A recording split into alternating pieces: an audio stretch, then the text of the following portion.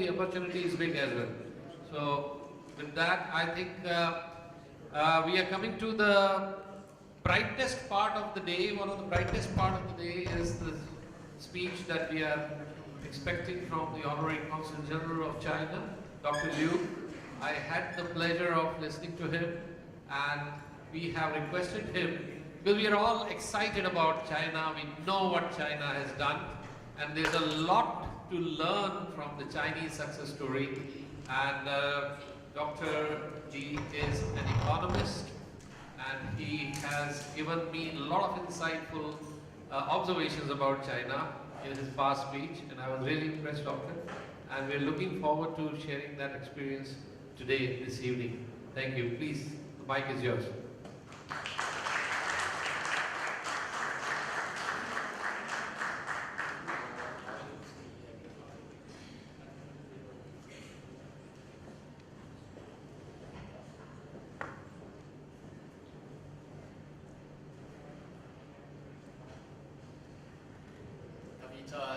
Director Aaron and Chaya, my dear friends, it is certainly my great privilege as well as pleasure to come and speak to you. And as my people are helping me to set up the PPT text, let me just get the my presentation started. Well, by profession, as you have heard the introduction, and I hold the professorship at 2 universities in China. They require constant attention on all the economic and presentations and things like that. So I especially take the privilege to come and speak to you because we have so many dignitaries sitting in the panelists' seats in front of me, and I see professors and lecturers from the Mumbai University, and I see a group of young students who are going to move into your career. So for this purpose, I planned my presentation in 3 parts. As you may expect that you want to know a little bit about China from this, not Consul General's perspective, but from the economic perspective. I don't want to do the publicity today, but I just want to tackle the issue about China from the economic perspective.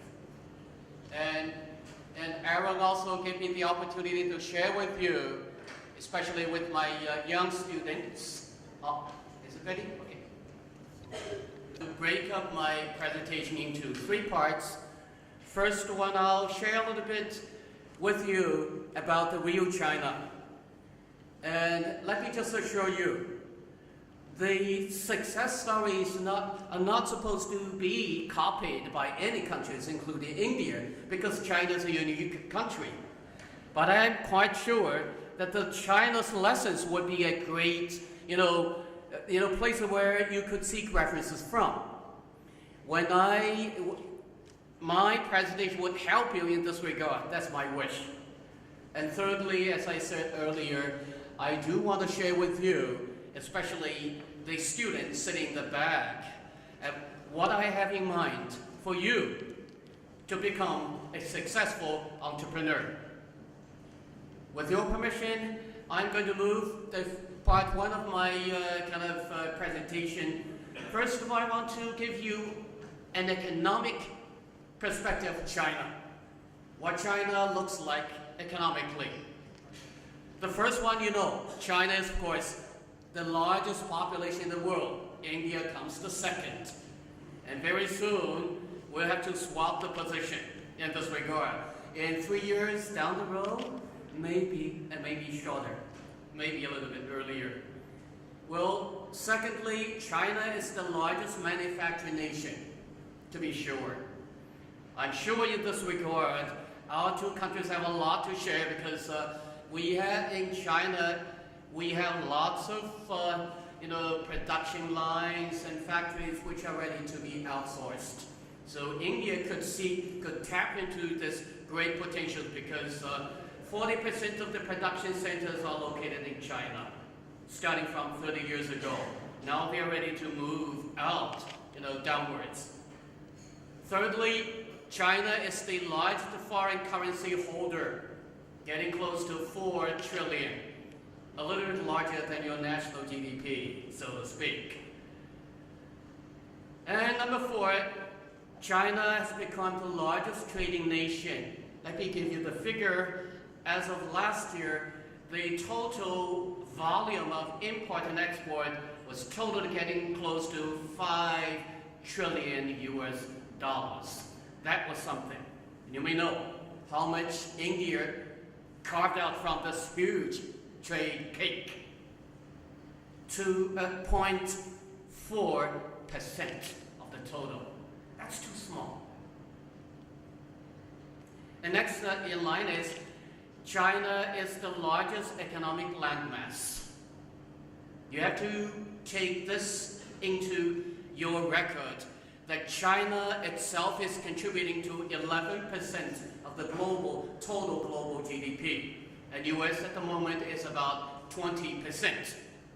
And let me share with you, in PPP term, US and Chinese governments have been talking about when US should become the second. And both sides decided to keep it under the table because China doesn't want the US to feel second, and US will never accept to be the second. That was the tipping point somewhere last year. Of course, in the real term, China's economic scale will be surpassing 11 years down the road, as according to my expectation. This is something which we'll have to see, provided China will stick there. And people are asking at the moment this very serious question, how long China is going to hang there as the fastest economic growing economy. Next in line is China has become the largest resource of human capital. Let me just correct it. If it's just in the normal sense of human capital, China does have the leverage against India. Let me share with you one secret. We just have to see how many people, which is the largest country that has the most English-speaking population. You know which country is? India. You people are lucky. You have about 500 million people minimum who can speak and communicate in English around the world. In China, how many? It's a figure I feel ashamed a little bit to tell you, but let me anyway tell you, it's about 60 million yet. This is the truth I want to share with you. Next in line is China is the second largest economy, of course. I've told you that. I just skipped that. Next in line is China holds about 13% of the global GDP. 13%. I used about 11. Let me just correct it. It's 13%, and it's a little bit more now by this the latest calculation. And then next in line is China holds about 12% of the global trade, and this figure is going to increase drastically in a couple of years down the road. Next in line is China, contributed about 40% of the global growth last year. Do you know how much the US contributed? Less than 11%. You see, China is going up, you like it or not. This is the truth. And let me just also, you may ask why China, in the past 35 years or so, has managed to become, to move this quickly in such a short period of time. I don't want to do the publicity or the political propaganda here. Let me just analyze the situation from, again, the economic perspective. And China, over the 35 years, has always been bending backwards on the peaceful development. Domestic, economic, social development has always remained the priority of all the successive governments and the leaders. China has so far launched the World Roadmap for Peaceful Development.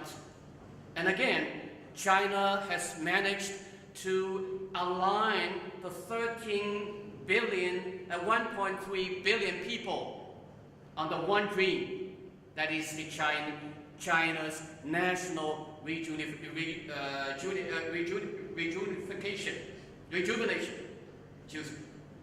And thirdly, China, the successive governments have been following the same concept of economic and social development. And let me also share with you, you can judge any political systems whether they are good or bad. I understand many in the crowd would say, hey, you China are just a bad communist China. But forget those terms. China is, the national flag is still red. But I do see that, you will see that China has been embarking on the road of socialism. Just like your national constitution, socialism is one of the 3 pillars of your country. In China, we do the same. Socialism is the bedrock for China's future development and peaceful development.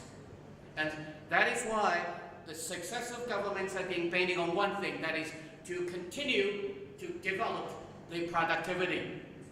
And secondly, the Chinese government and the ruling parties have all along been pushing for the upgrading of the competitiveness, and more importantly, Chinese governments have been pushing forward to help elevate the people's living standard. Let me share with you, 42 years ago when I was an 18-year kid, a boy from the fisher village, at that time, the per capita GDP for China was 127 US dollars. That was in 1972. Last year, that was the per capita GDP was getting close to 8,000 US dollars. That was how many folds increased. That was a dream I myself witnessed about my country. So, my dear friends, let me just recap a little bit on this. Whatever the political system, we have to judge if it is good or not in line with 3 benchmarks. Benchmarks 1, productivity. 2nd is competitiveness. And the 3rd is continuous improving of the people's living standard. Would you work with me, my dear friends? Yes. Okay, I'm glad.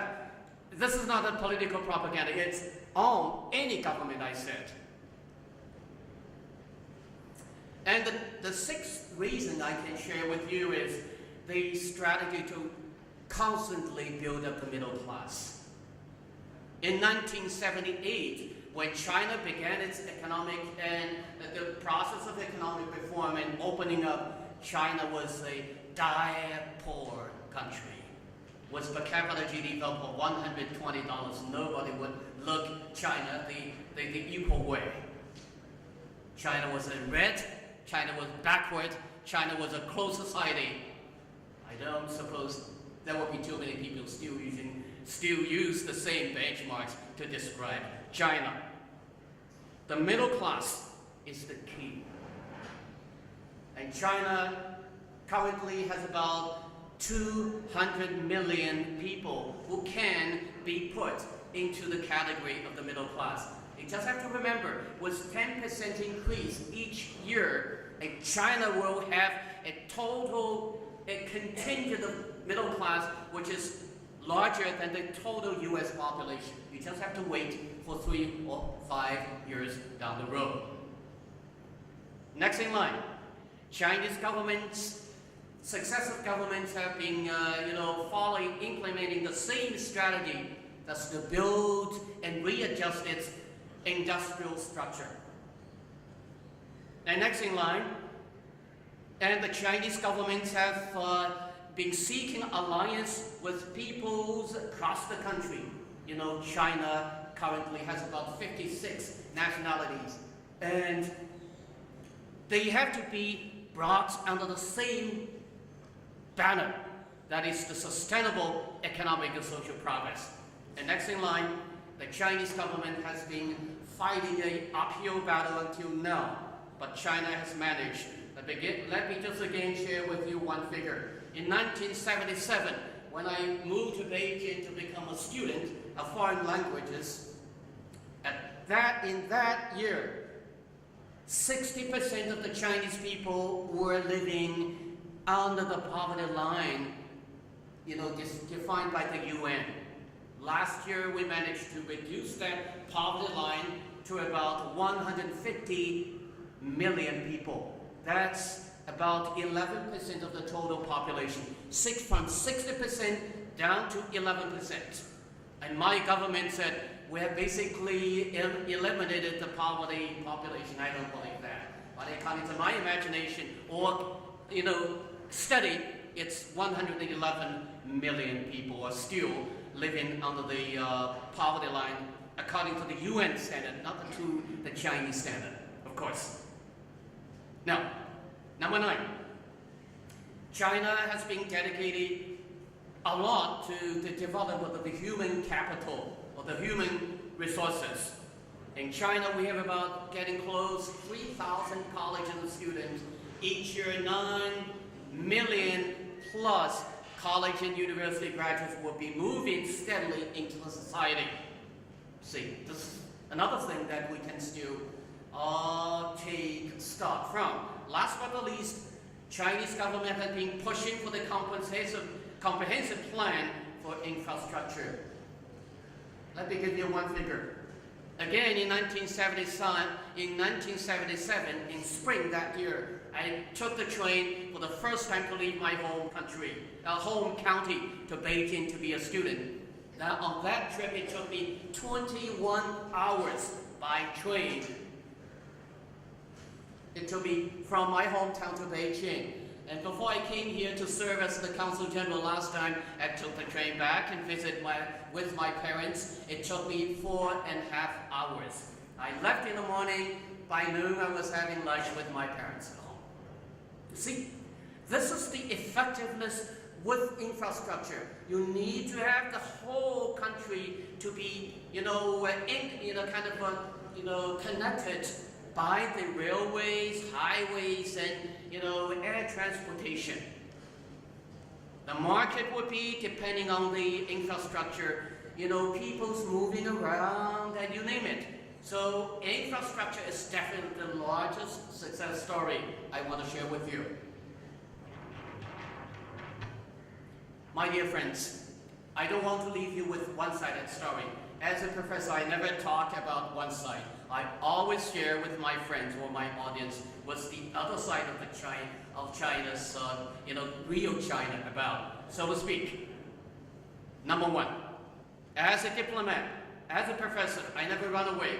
In China, the economic reform has been going on for 36 years now. The political reform is lagging very much behind. So it's kind of a jet lag. We have a simple truth. When the two wheels are moving horizontally all together, it's the kind of a moving driving power. When the two wheels are tilted too much to such an extent, it becomes the drag forces, not the driving forces. This is the scenario in China. That is why you see the new leaders of China have been promising the Chinese people that the new government would be bending backwards on the political reform. And secondly, this is the lesson that my Indian counterparts and Indian friends would have to seek references from China.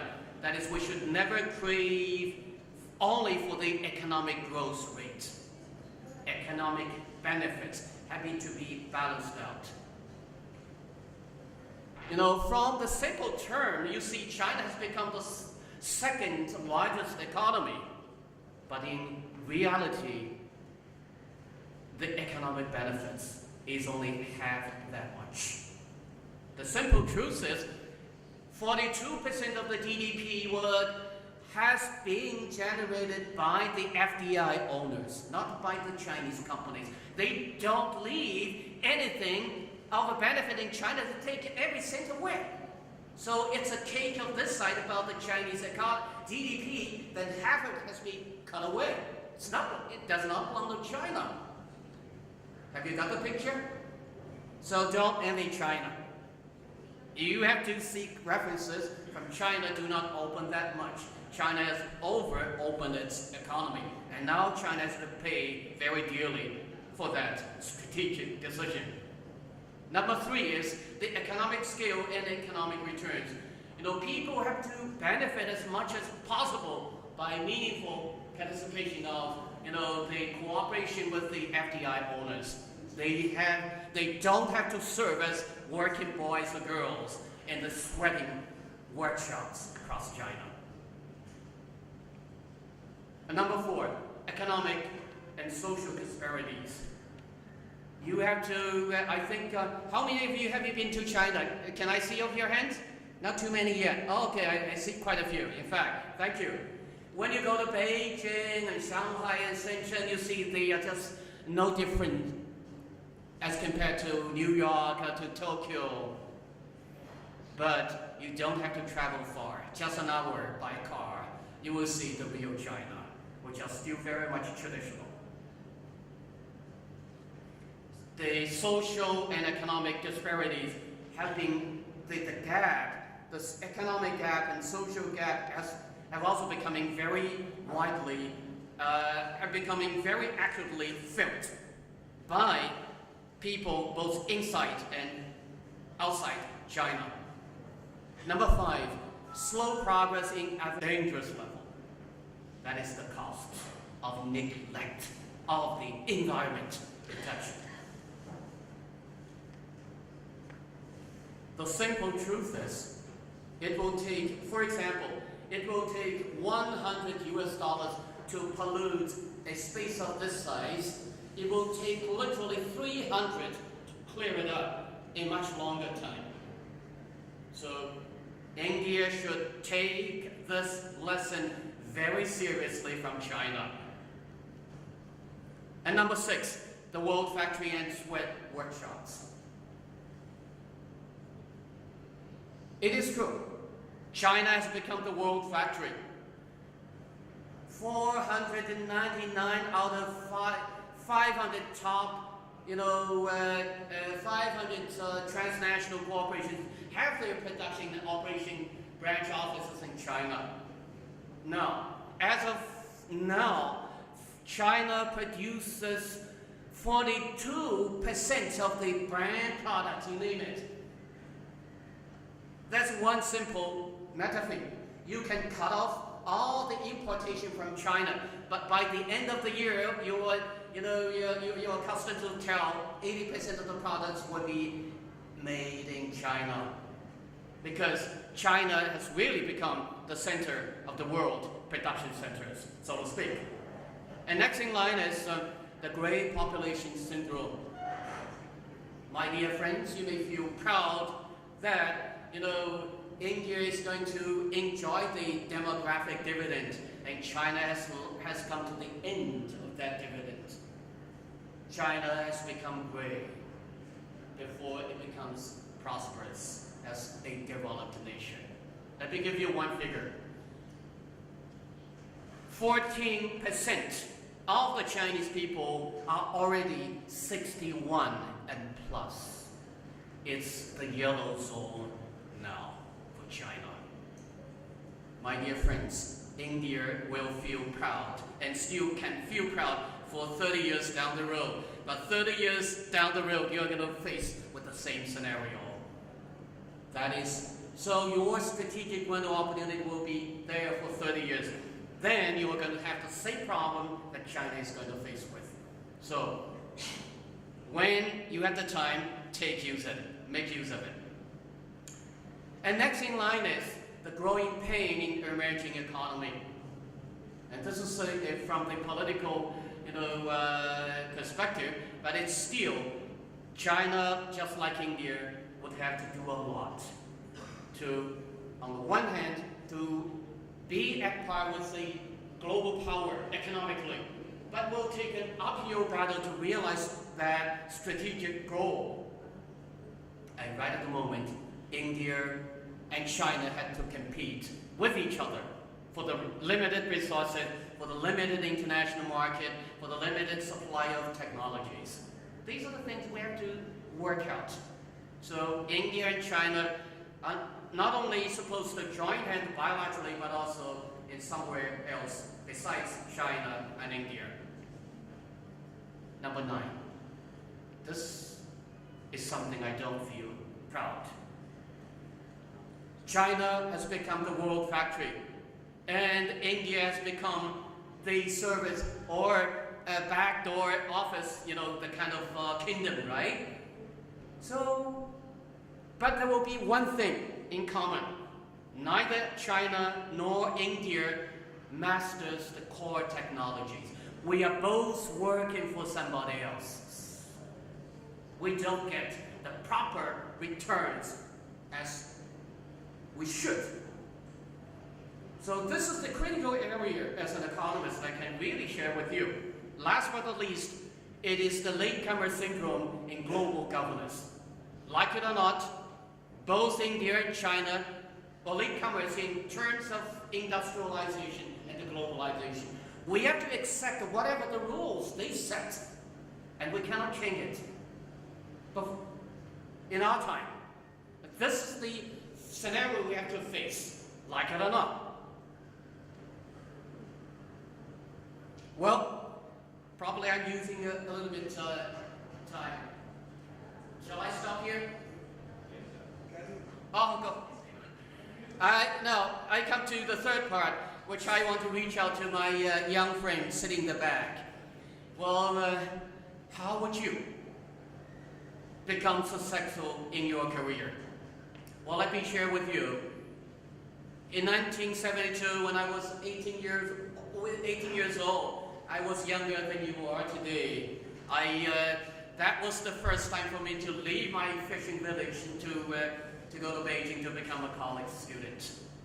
And I want to combine my personal experience and share a little bit with you how you are going to be successful in your career. I want to share with you 4 points. These are the 4 points which you can take home, and maybe they will be valuable. And the first one, lifetime learning. You may think graduation is the finishing line where you can throw your books away and enjoy your life. My experience is it's not the finishing line, but the brand new start line. Learning, according to the great philosopher Confucius, is a lifetime thing. We have a saying in China, live and learn. So this is my advice.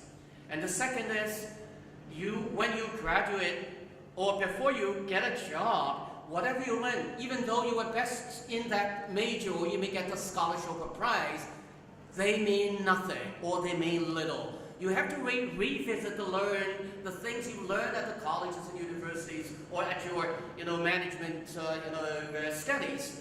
You've got to keep learning and learn from your company Bibles. When you join with a company, the Bibles are the things you've got to learn before you want to become a part of the institution. You've got to do well before they accept you. Number 4 is learn from your colleagues. Remember, your colleagues were just simply wordless books you have to learn because they are there earlier than you are, and they have everything you have.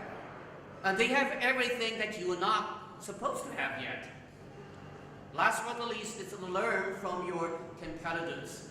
My dear friends, your colleagues from the future institutions of the companies are no longer buddies you would have at school and your peer groups.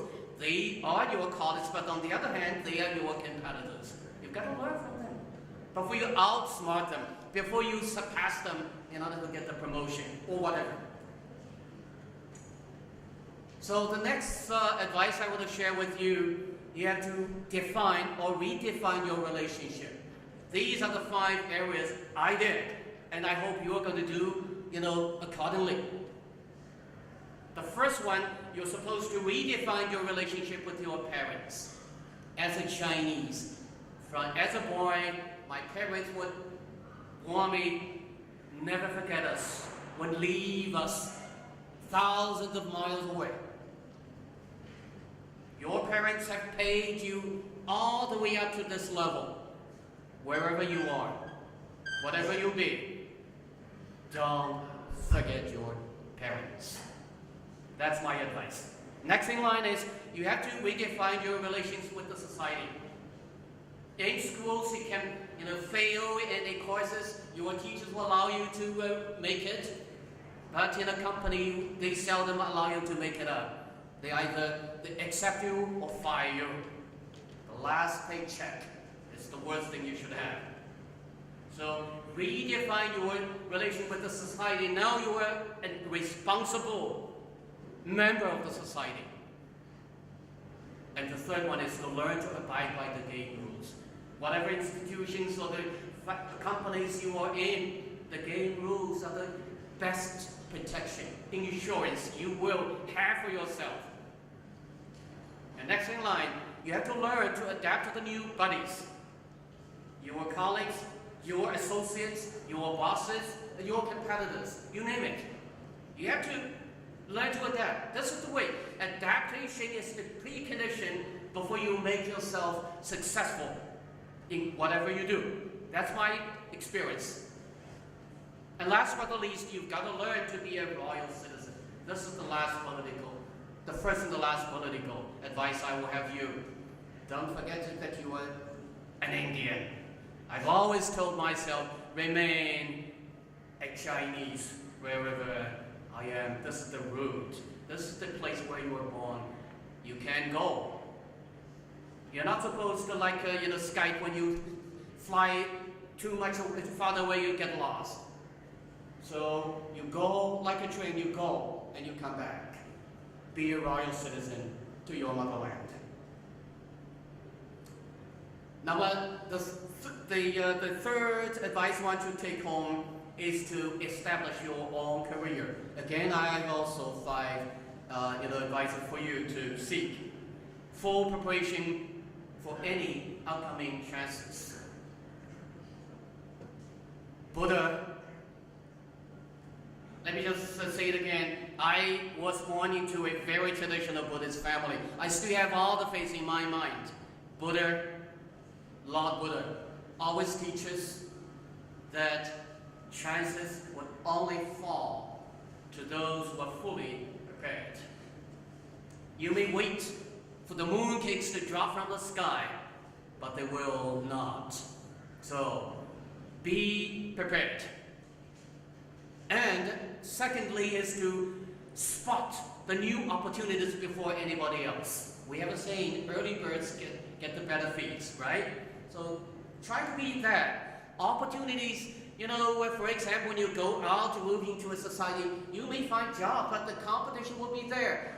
4 or 5 candidates would vie for just one opportunity. Before you do it, then someone else will also look at it very closely. And number 3, you have to learn to adapt to the realities. Realities are not something that you will like always. We have a saying, 9 out of 10 would be 9 of the 10 realities would not be something that you would like. My advice is, you've got to learn to settle for the second best. You are not lucky enough to always get the first feed. The best opportunities only belong to the very few. In order to get there, you've got to work very hard. And the last but not least is to stay in your own visions. My young friends, you're young, you're the future of India. The advice is, you won't have too many years to wait. I still remember 42 years in my career background. It's just a flap of fingers. I still remember the first day when my boss told me, young man, if you want to stay with me, do whatever I want you to do whatever I tell you how to do. I did it. But my dear friends, stay with your visions. Don't change your mind very easily. last but not least, the fourth advice is business management definitely will land you either be a boss or senior executive. You have only two choices, right? The third choice is I don't suppose you would like to have. These are the reasons I want you to do, that is, search and find the best business that you can do. Don't try to rush into things before you are sure that you can do it. And second is right ahead of economic curves. You all understand that for every 5 or 4 or 6 years, you have the economic curves. The best business people or entrepreneurs would make sure they ride ahead of the curve, not the second best choice to ride along. Then when you follow the curve, before you do anything, the opportunities are gone. So right ahead of the economic curves is the best window opportunity for you to do anything meaningfully and successfully. And second and the third is set up your own benchmark. Either, whether you are a manager or you are a boss of a company, you have to set your benchmarks. As a public servant, I've been there for 42 years in my country. Wherever I was, I always follow the benchmarks of my bosses. When I become a boss of something, I make sure that I have all my benchmarks. I would not allow any violations of the rules I set for them. Either you stay with the rules or you stay with somebody else's. I said, if you don't work hard, look for jobs very hard tomorrow. And your bosses would say the same thing to you, I suppose. And number 4 is to close watch the market. Either when you are managing a business or you are a boss, owner of something, the market is always something like a tiger, which you have to handle with care. Last but not least, establish your long-term partnerships. Whether you are managers or the owners, partnership is always something you can rely on. At home, you rely on your parents. At school, you rely on your buddies. In a business world, partners are there. The best partners, let me share with you, is your competitors, because they keep you awake all the time.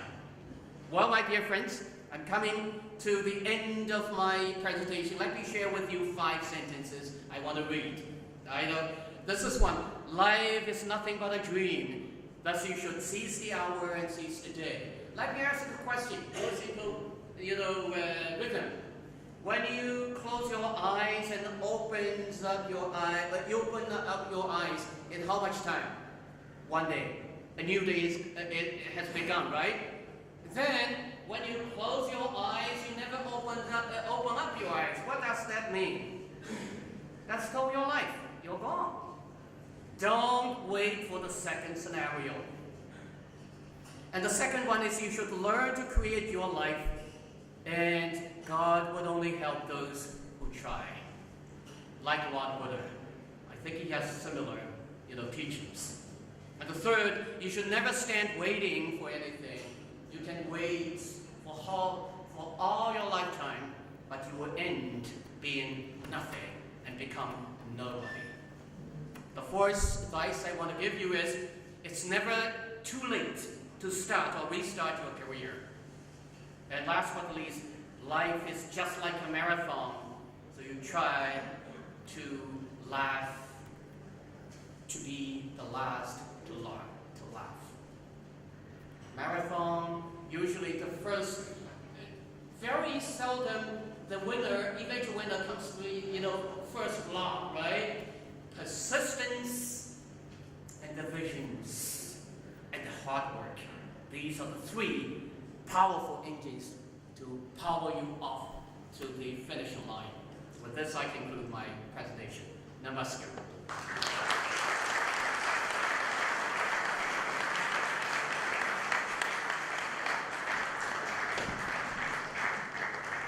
Thank you very much, sir, for giving us such insightful facts about China, and thank you very much for your valuable advice to young entrepreneurs. We kindly request you to accept a small token of our gratitude.